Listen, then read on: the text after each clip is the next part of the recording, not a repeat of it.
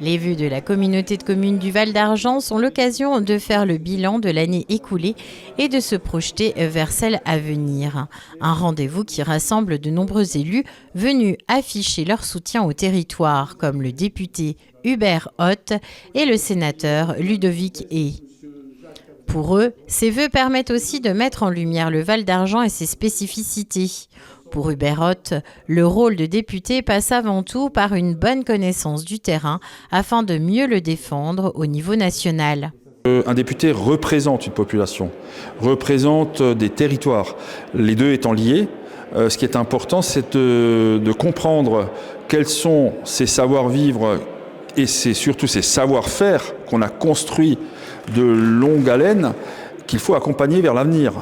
Parce que ce qui déterminera la réussite de l'avenir, c'est la capacité que l'on a de poursuivre l'aventure des aînés, des anciens, avec quelque chose de propre, de spécifique, d'identitaire, au sens noble du terme. Le Val d'Argent, c'est une très belle histoire et c'est aussi, et ça je tiens à le préciser, un endroit où l'on cultive la capacité à rayonner.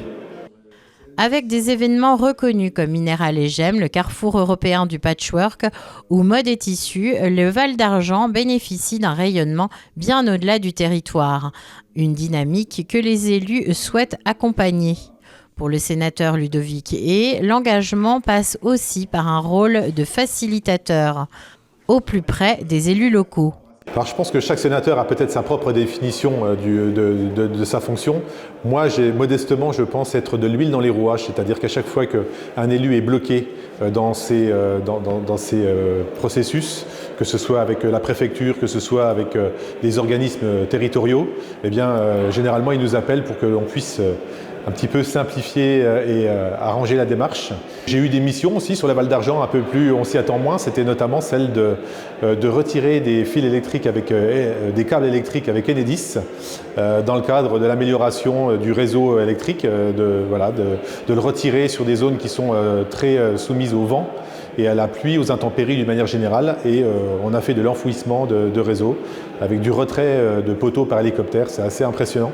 Et voilà un petit peu le type de mission, c'est-à-dire être là aux côtés des élus dans des missions qui leur tiennent à cœur et qui prennent parfois beaucoup de temps. C'est parfois l'action d'un mandat. À l'approche des élections municipales de 2026, ces vœux marquent le début d'une nouvelle phase. Entre projets à venir et enjeux locaux, le Val d'Argent se prépare à construire son avenir.